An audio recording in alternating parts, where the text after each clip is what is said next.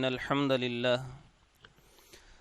نحمده ونستعينه ونستغفره ونعوذ بالله من شرور أنفسنا ومن سيئات أعمالنا من يهده الله فلا مضل له ومن يضلل فلا هادي له وأشهد أن لا إله إلا الله وحده لا شريك له وأشهد أن محمدا عبده ورسوله يا أيها الذين آمنوا اتقوا الله حق تقاته ولا تموتن إلا وأنتم مسلمون يا أيها الناس اتقوا ربكم الذي خلقكم من نفس واحدة وخلق منها زوجها وبث منهما رجالا كثيرا ونساء واتقوا الله الذي تساءلون به والأرحام إن الله كان عليكم رقيبا يا أيها الذين آمنوا اتقوا الله وقولوا قولا سديدا يصلح لكم أعمالكم ويغفر لكم ذنوبكم ومن يطع الله ورسوله فقد فاز فوزا عظيما أما بعد فإن خير الحديث كتاب الله وخير الهدي هدي محمد صلى الله عليه وسلم وشر الأمور محدثاتها وكل محدثة بدعة وكل بدعة ضلالة وكل ضلالة في النار أعوذ بالله من الشيطان الرجيم بسم الله الرحمن الرحيم بل تؤثرون الحياة الدنيا والآخرة خير وأبقى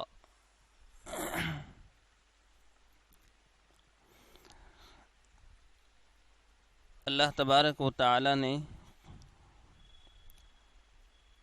قرآن کریم کی ان آیات میں انسان کی ایک عمومی سوچ کا تذکرہ کیا ہے کہ عموماً ایک انسان کی سوچ کیا ہوتی ہے اور اللہ کے نزدیک بہتر انسان اور اللہ کے نزدیک انسان کی بہتر کوشش کیا ہونی چاہیے۔ اللہ نے ارشاد فرمایا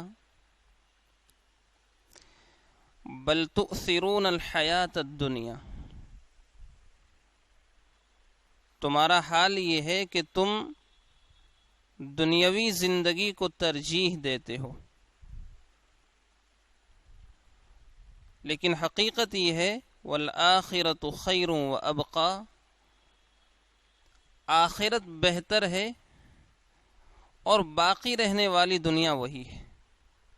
یہ تو فنا ہونے والی چیز ہے۔ پیارے نبی صلی اللہ علیہ وسلم نے اس دنیا کی حقیقت بیان کرتے ہوئے فرمایا کہ اس دنیا کی حیثیت کیا ہے۔ آپ نے فرمایا کہ ایک آدمی سمندر میں اپنی انگلی ڈالے اور نکال لے، یہ انگلی سمندر کا کتنا پانی نکالے گی؟ یہی دنیا ہے،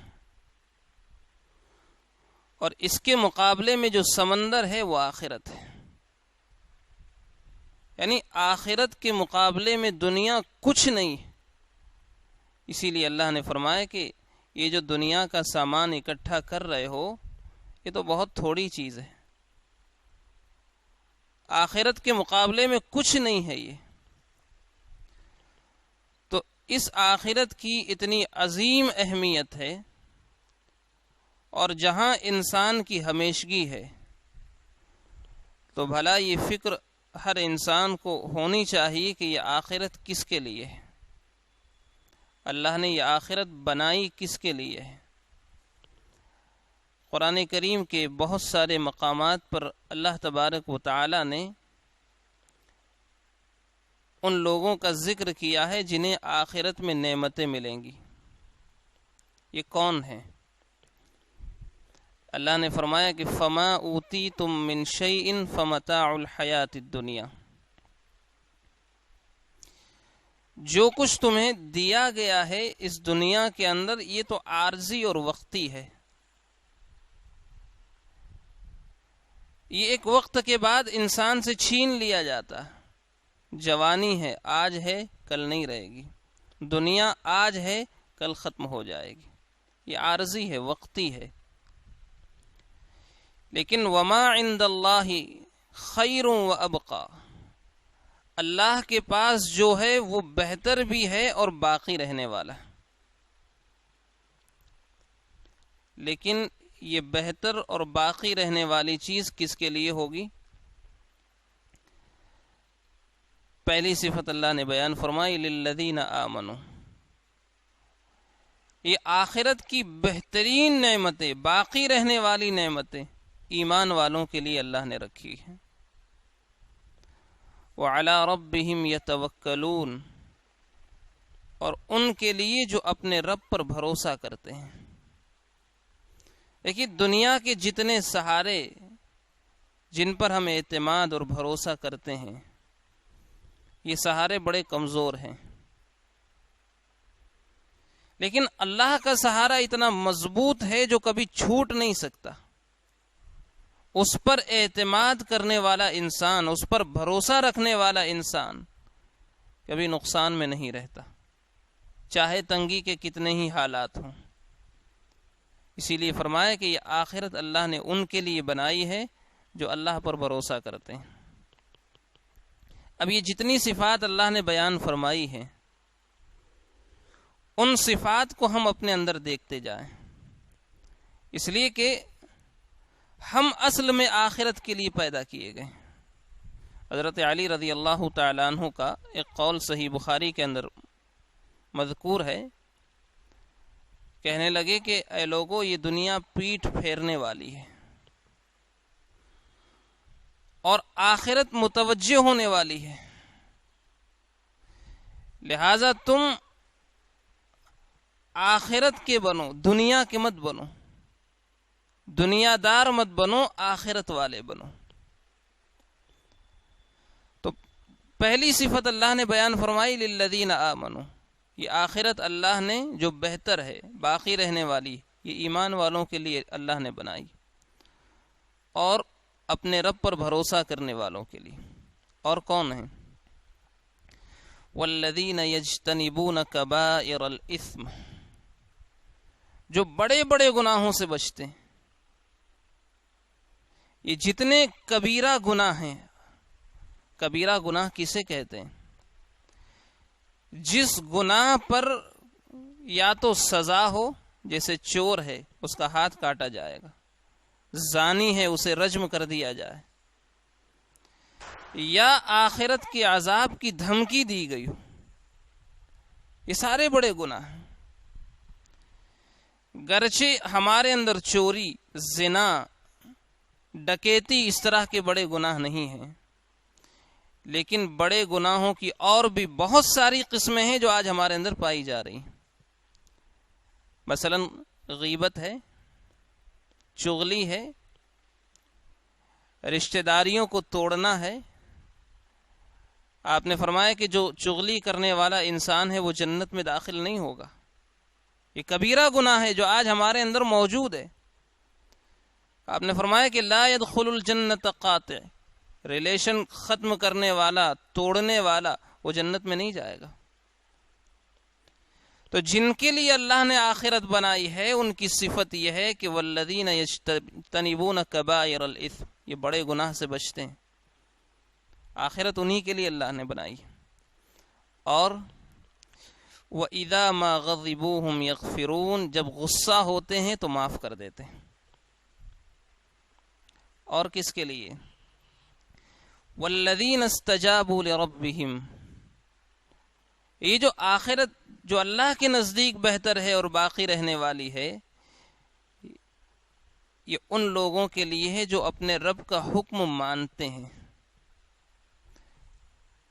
دنیا کے کسی انسان کی مانے نہ مانے، اللہ کا حکم آ گیا فوراً مان جاتا ہے. یعنی ہمارے بارے میں سماج کا، معاشرے کا یہ تصور ہونا چاہیے کہ یہ کسی کے باپ کی نہیں مانتا، لیکن اگر اللہ کا حکم آ جائے تو سر جھکا دیتا۔ آج کیفیت ہماری بدل چکی ہے، ایمان بہت کمزور ہو چکا ہے کہ اگر اللہ کا حکم بھی آ جائے اس میں بھی انسان ہیلے بہانے نکال کر کے گنجائشیں نکال لیتا ہے۔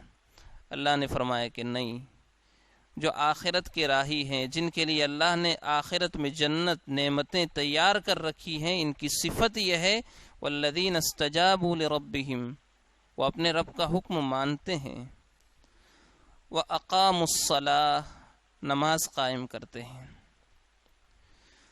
وَأَمْرُهُمْ شُورَىٰ بَيْنَهُمْ، اور جب ان کے آپسی معاملات ہوتے ہیں تو مشورے کے ساتھ ہوتے ہیں۔ یہ بھی اللہ نے ایک صفت بیان فرمائی۔ لیکن یہاں پر ایک چیز واضح کر دوں کہ مشورہ کن چیزوں میں ہوتا ہے۔ جن چیزوں میں شریعت کی کوئی واضح دلیل نہیں ہے وہاں مشورہ ہوگا۔ جہاں قرآن و سنت کا حکم ہے وہاں مشورہ نہیں ہوگا، وہاں تو عمل ہوگا، عمل کرنا ہی کرنا ہے۔ جیسے نماز کا معاملہ ہے، نماز پڑھنے کے لیے ہمیں مشورہ نہیں کرنا ہے، پڑھنا ہی پڑھنا ہے۔ لیکن جہاں آپسی معاملات ہو، جیسے رشتہ داری ہے، نکاح کے معاملات ہیں، کاروباری معاملات ہیں، اس طرح کے معاملات، سماجی معاملات ہیں، انسان جب طے کرے تو ون مین شو نہ ہو بلکہ مشورہ کرے۔ آپ دیکھیے جنگ احزاب، جب سارے عرب کے قبائل مدینے پر حملہ کرنے کے لیے آئے، اللہ کے رسول صحابہ کرام سے مشورہ کرتے ہیں کہ اس کا مقابلہ کیسے کیا جائے۔ حضرت سلمان فارسی رضی اللہ تعالیٰ عنہ نے مشورہ دیا کہ چاروں طرف خندقیں کھود دی جائے جسے یہ پار نہ کر سکے۔ آپ نے مشورہ لیا اور اللہ نے حکم بھی دیا وَشَاوِرْهُمْ فِي الْأَمْرِ، اے رسول آپ ان کے ساتھ مشورہ کریں۔ یہ ان کی صفت ہے جن کے لیے اللہ نے آخرت میں بہترین گھر تیار کر رکھا، آخرت کی بہترین نعمتیں اللہ نے بنائی ہے، یہ ان کی صفت ہے کہ وَأَمْرُهُمْ شُورَىٰ بَيْنَهُمْ، آپس میں جب کوئی معاملہ طے کرتے ہیں تو مشورے کے ساتھ کرتے ہیں۔ وَمِمَّا رَزَقْنَاهُمْ يُنْفِقُونَ، اور جو کچھ ہم نے دیا ہے اس میں سے خرچ بھی کرتے ہیں۔ اللہ نے علم دیا ہے، خرچ کرتے ہیں۔ کوئی اچھی صلاحیت دی ہے، سماج اور معاشرے کی بھلائی کے لیے خرچ کرتے ہیں۔ مال دیا ہے، خرچ کرتے ہیں۔ جو نعمت اللہ نے دی ہے وہ اللہ کی راہ میں خرچ کرتے ہیں۔ وَمِمَّا رَزَقْنَاهُمْ يُنْفِقُونَ۔ تو یہ ایک چیز، اس طرح کی آیات سے قرآن کریم بھرا پڑا ہے کہ ایک طرف اللہ نے دنیا کی نعمتوں کا ذکر کیا کہ دیکھو یہ دنیا ہے، لیکن اس کے مقابلے میں اور بہترین نعمت آخرت کا ذکر اللہ نے کیا کہ اس کے دھوکے میں نہ پڑ کر کے آخرت کو اپنا لو۔ جیسے سورہ آل عمران میں اللہ نے فرمایا زُيِّنَ لِلنَّاسِ حُبُّ الشَّهَوَاتِ۔ دیکھیے اللہ نے جو آزمائش کے لیے ہمیں اس دنیا کے اندر پیدا کیا ہے نا، وہ بڑی کٹھن ہے۔ ایک طرف اللہ نے دنیا کو بہت خوبصورت بنا دیا، بہت خوبصورت اللہ نے بنایا، اور دوسری طرف اللہ انسان سے کہتا ہے کہ اس سے بچو۔ یہی اصل میں آزمائش ہے۔ بڑی خوبصورت دنیا انسان کے سامنے رکھ دی، بہترین نعمتیں اللہ نے انسان کے سامنے رکھ دی جو انسان کو دین سے، ایمان سے روکے، اور پھر دوسری طرف انسان سے یہ بھی کہا کہ بچو۔ یہی اصل میں امتحان ہے۔ تو اللہ نے فرمایا کہ زُيِّنَ لِلنَّاسِ حُبُّ الشَّهَوَاتِ، لوگوں کے لیے خواہشات کی محبت خوبصورت بنا کے پیش کر دی گئی۔ اب وہ خوبصورت چیزیں کیا ہیں، وہ خواہشیں کیا ہے جو انسان کے دل کے اندر ہوتی ہے، جسے پانے کی، حاصل کرنے کی تمنا انسان کے دل کے اندر ہوتی، وہ خواہشات کیا ہیں؟ من النساء، وہ عورتیں ہیں، عورت کی خواہش، والبنین، اولاد کی خواہش، والقناطیر المقنطرہ، سونے اور چاندی کے ڈھیر اس کے پاس جمع ہو جائے، اس کی خواہش، من الذهب والفضہ، والخیل المسومہ، اس دور میں گھوڑے تھے سواری کے لیے، آج بہترین سواریاں ہیں، کاریں ہیں وغیرہ، والانعام، چوپائے، والحرث، کھیتیاں۔ ان ساری نعمتوں کا ذکر کرنے کے بعد اللہ نے فرمایا ذالک متاع الحیات الدنیا، یہ دنیا کا عارضی وقتی ٹائمپریری سامان ہے، لیکن سنو واللہ عندہ حسن المآب، اللہ کے پاس بہترین ٹھکانہ ہے۔ اس کے فوراً بعد جو آیت اللہ نے بیان فرمائی وہ کیا ہے؟ قل اؤنبئکم بخیر من ذالکم، اے رسول آپ کہہ دیجئے کیا میں تمہیں اس سے بہتر چیز نہ بتاؤں؟ یعنی یہ اولاد، یہ عورتیں، یہ سونے چاندی کے ڈھیر، یہ سواریاں، یہ کھیتیاں جو انسان کے دل میں بڑی محبوب ہیں، اس سے بہتر چیز اللہ کے نزدیک کیا ہے جسے پانے کی تمنا انسان ہر مومن کی تڑپ ہونی چاہیے؟ للذین اتقوا عند ربہم، اور یہ اس سے بہتر چیز اللہ نے متقیوں کے لیے بنائی ہے۔ وہ کیا ہے؟ جنات تجری من تحتها الانہار، ایسی جنتیں جس کے نیچے سے نہریں بہ رہی ہیں، اور وازواج مطہرہ، پاکیزہ بیویاں اللہ نے رکھی ہیں متقیوں کے لیے، ورضوان من اللہ، اللہ کی طرف سے رضامندی ہے، اور اللہ کی رضامندی سے بڑی اور کوئی چیز نہیں ہوگی جنت کے اندر۔ اللہ رب العالمین جنت میں جنتیوں کے جنت میں جانے کے بعد ایک سوال کرے گا، تریدون شیئا ازیدکم، اے جنتیوں کیا اور کچھ چاہتے ہو؟ جنتی کہیں گے کہ اللہ سب کچھ تو دے دیا، الم تبیض وجوہنا، تو نے ہمارے چہروں کو روشن کر دیا، جنت میں داخل کر دیا، اب اس سے بہتر اور کیا چیز ہوگی؟ اللہ رب العالمین فرمائے گا کہ میں تم سے ہمیشہ کے لیے راضی ہو گیا، اب کبھی ناراض نہیں ہوں گا۔ ورضوان من اللہ اکبر، اللہ کی رضامندی اور اللہ کے راضی ہونے سے بڑی اور کوئی چیز نہیں ہے، اس سے بڑی نعمت نہیں۔ اس آیت میں بھی اللہ نے یہی بات بیان فرمائی کہ بہتر چیز، سب سے اعلیٰ ترین چیز اللہ کا بندے سے راضی ہو جانا۔ لہذا ہر انسان کی یہ فکر، یہ کوشش ہونی چاہیے کہ انسان اپنا تعلق دنیا سے رکھے۔ منع نہیں کرتے، شریعت نے روکا نہیں ہے، لیکن اتنا انسان دنیا کے اندر ڈوب نہ جائے کہ اب آخرت اس کی نگاہوں سے اوجھل ہو جائے، آخرت کی فکر نہ ہو، حلال و حرام میں انسان تمیز نہ کرے، دنیا میں اتنا مگن ہو جائے کہ اللہ اسے یاد نہ آئے، موت بھول جائے انسان، یہ سمجھے کہ اب مجھے یہیں رہنا ہے۔ اتنا انسان دنیا کے اندر نہ ڈوبے۔ اگر اتنا ڈوب گیا تو اس سے بڑا خسارے والا، نقصان اٹھانے والا انسان اس دنیا کے اندر اور کوئی نہیں رہے گا۔ اللہ رب العالمین سے دعا ہے رب العالمین ہمیں آخرت کی فکر کرنے کی توفیق عطا فرمائے، ہمیں اچھی صفات جو قرآن کریم کی آیات میں بیان کی گئی وہ خوبیاں ہمیں اپنے اندر پیدا کرنے کی توفیق عطا فرمائے۔ رب العالمین تو ہمارے حالات بہتر بنا دے، رب العالمین اس وبا اور پریشانیوں کو اللہ تو دور فرما دے۔ اللہ دشمنوں کے شر سے، ان کی سازشوں سے، ان کی تدبیروں سے مسلمانوں کی حفاظت فرما۔ اللہ تو اپنے گھر کے دروازے اپنے بندوں کے لیے کھول دے، اللہ اس گھر کے دروازے ہمارے لیے کھول دے، اللہ عبادتیں آزادی کے ساتھ کرنے کی راہیں ہمارے لیے آسان کر دے۔ رب العالمین جو پریشان ہیں، تنگ دست ہیں، رزق کے معاملے میں ہوں یا بیماری کے معاملے میں ہوں، اللہ تو ان کی پریشانیوں کو دور فرما دے۔ وآخر دعوانا ان الحمد للہ رب العالمین۔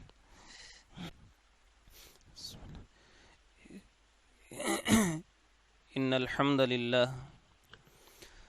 نحمده ونستعینه ونستغفره ونعوذ بالله من شرور أنفسنا ومن سيئات أعمالنا، من يهده الله فلا مضل له ومن يضلل فلا هادي له، وأشهد أن لا إله إلا الله وحده لا شريك له، وأشهد أن محمدا عبده ورسوله۔ يا أيها الذين آمنوا اتقوا الله حق تقاته ولا تموتن إلا وأنتم مسلمون۔